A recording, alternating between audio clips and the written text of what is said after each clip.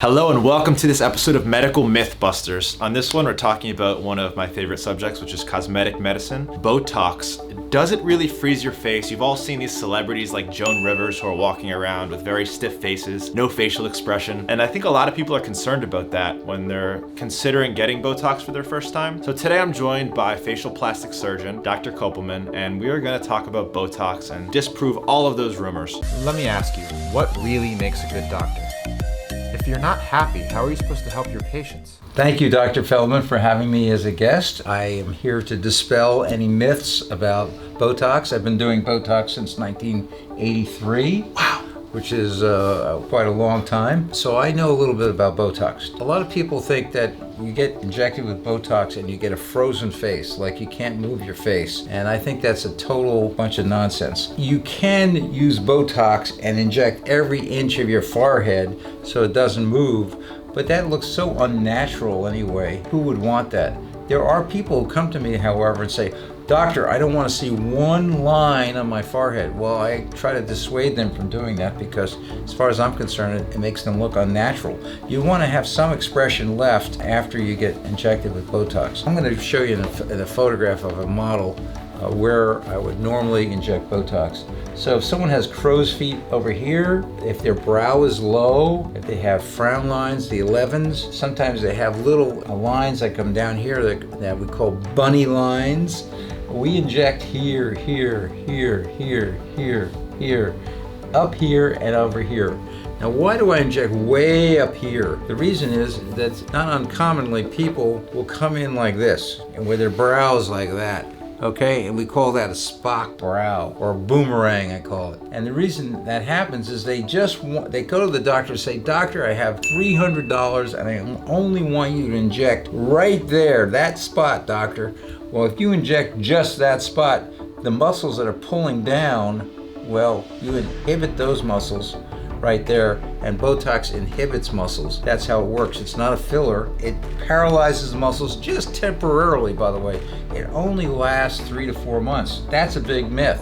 The myth is that if you get a Botox injection, it's going to last 6 months to a year. That's the number one myth I dispel on every single patient, because too often some doctors and some nurses and some people who inject Botox tell the patient it's going to last 6 months. It doesn't last 6 months. It only lasts 3 to 4 months max. Okay? So anyway, if you only inject there and you don't do a balanced injection, what's going to happen is you're going to get this boomerang, because these muscles are actually pulling up. Okay? These muscles are pulling down. So you get this weird looking brow contour. What I do always is do a balanced injection. Balanced injection means injecting here and then out here and then up here. And by doing that, the brow does not form a inverted V-shaped contour. It has a natural contour and actually will raise the brow. Yeah. You'll get an actual brow lift from doing Botox injections. It won't raise your brows way up high, but it'll give you a nice little lift to your brow. That's so interesting what Like you can that. do with injections. It's awesome. Right. So 3 months. I've actually never heard that before. I usually hear 6 months. Yeah. So 6 months is impossible. One more myth busted.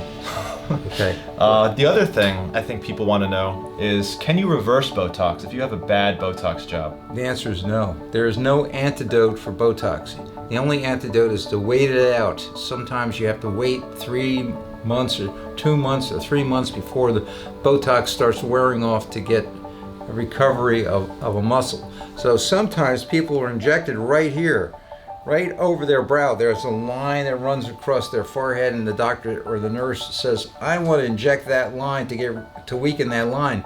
Well, there's a chance that Botox will drift right onto their eyelid and cause ptosis. Ptosis is a drooped eyelid, so it's possible that Botox can drift down if it's injected incorrectly on the forehead.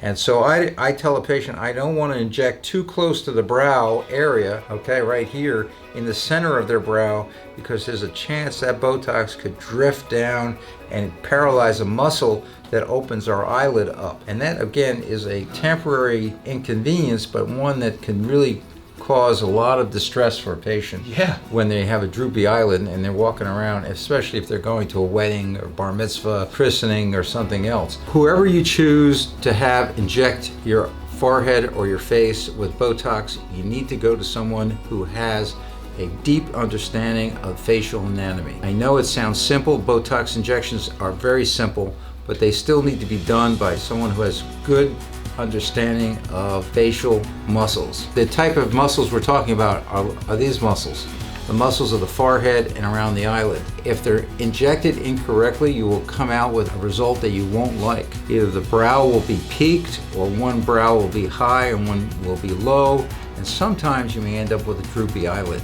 So it's very important to go to people who have experience and know what they're talking about. Even though it's a simple injection, experience does count.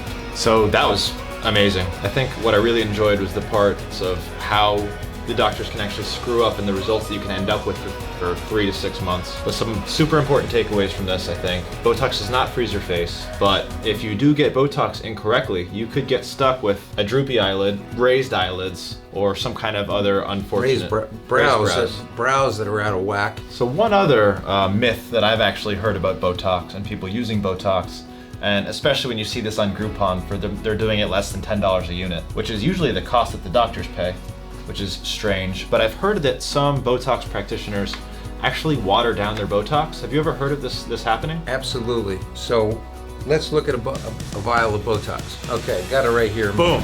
Right here. Right here is the bottle. Can I see Okay, that? and here's another bottle of Dysport, which is similar to Botox. Okay, just a similar type of toxin. Botox. Okay, that's Botox, and this is Dysport, which is similar to Botox. It's a different toxin, but it works in a similar fashion. Each one of these toxins come in a powdered form at the bottom of this little vial, and they're all measured out by the company. These are like soap suds, okay? You can put in a gallon of water, mix it, even though there's a small vial, you can mix Botox into a very large quantity and inject that into the face. Unfortunately, it's not going to give you the same results. It's going to be dilute, and you're not going to have the same powerful effect as concentrated Botox. If you see a price for Botox that seems very cheap, it may be because they're actually diluting this stuff to such an extent that it's not going to be that effective. It'll be cheaper, but you won't get the same result. So be cautious before you jump at the lowest price for Botox itself. Also, of course, the experience, as I just described, of injecting it is important. You can't quantify that based on the number of units you get per dollar amount. You have to have experience, and experience counts no matter what you do, whether you're removing a toenail or you're injecting Botox. You gotta have experience. That's awesome. I'm glad I brought that point up. Yeah, people need to know that. If you're paying a super low Groupon price for your Botox, you're gonna get that Groupon dilution of Botox. Exactly. That's awesome. Okay, thank you. Myths busted on Botox. Thank you guys for joining us in this episode of Mythbusters. I'm Dr. Jay Feldman. If you want to find Dr. Koppelman, he's got practices in New York City and New Jersey. His Instagram is @Dr. Koppelman. We're gonna drop it in the bio. Thank you for joining me. Thank you. This was a blast.